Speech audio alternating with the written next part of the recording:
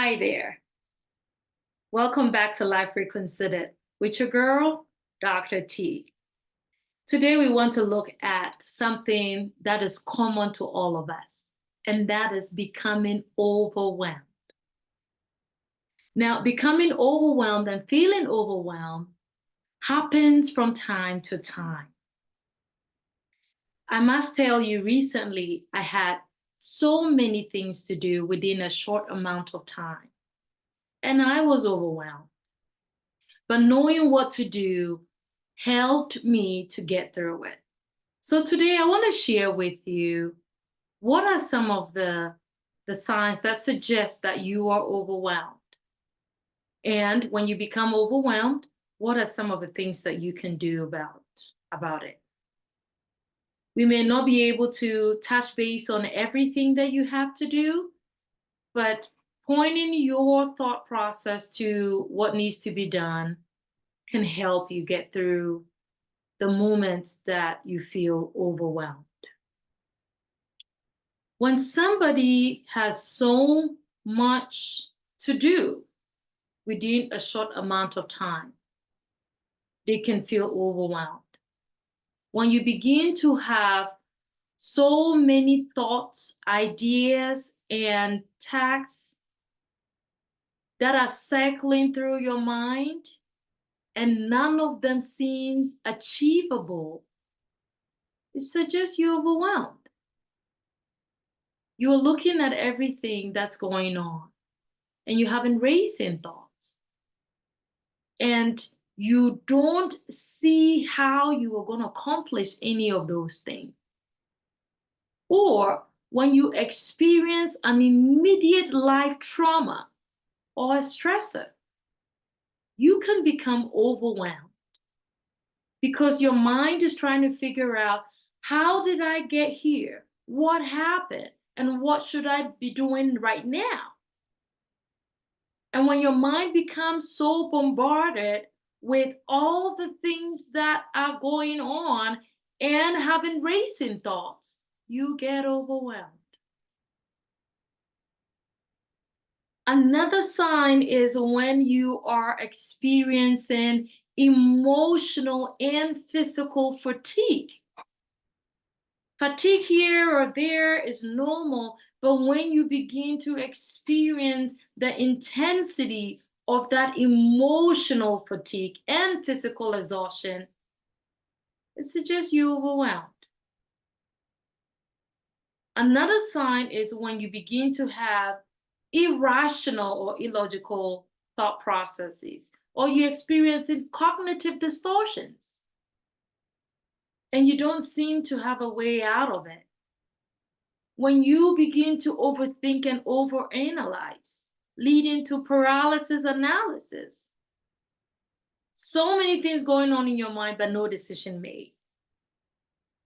When you loosen sleep, when you loosen your appetite, these are all signs that suggest that you are overwhelmed.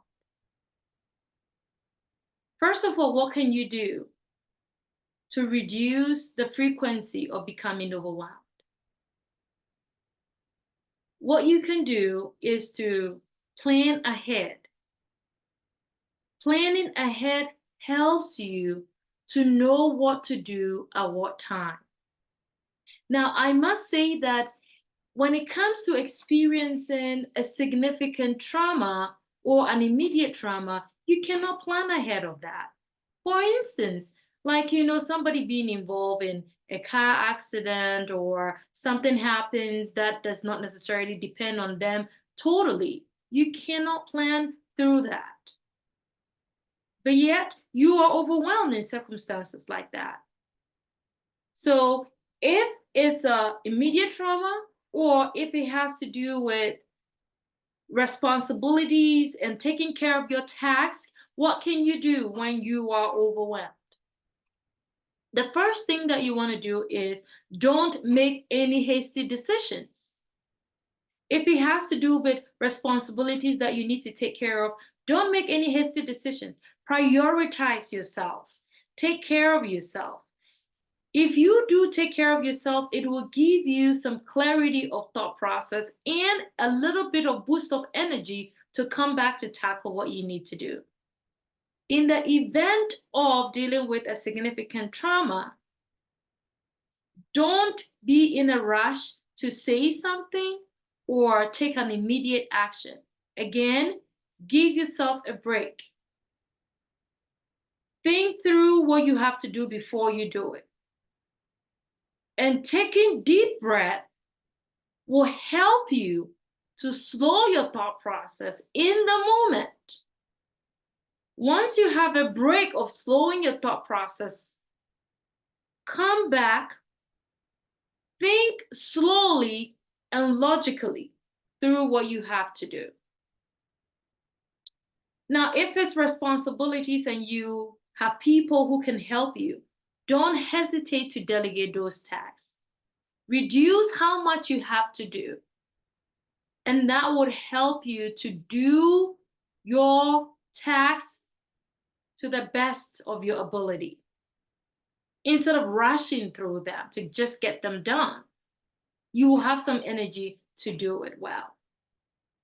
If it's life stresses, again, if you have people who can be helpful, don't hesitate.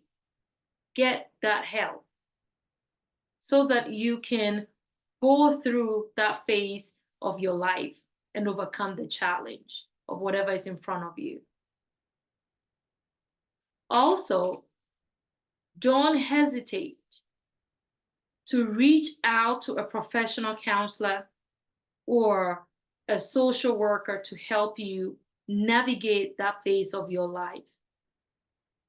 You cannot do it all, and you certainly do not have the skills to pull this off all by yourself if you don't get some help. Don't forget to use healthy coping skills in times when you feel overwhelmed. And also, learn to say no. Because one of the things that makes us overwhelmed is when we have, again, too much to do, too many things to do within a short amount of time. So learn to say no. Set healthy boundaries. Know where you want to go at what time, and know who you want to say yes to. Healthy boundaries keeps you from becoming overwhelmed. That's all I have for today. If you have any question regarding what we just discussed, don't hesitate. Send me an email at MyLifeReconsidered@gmail.com, and I'll do well to respond to your email. Thank you, and you have a blessed day. Bye.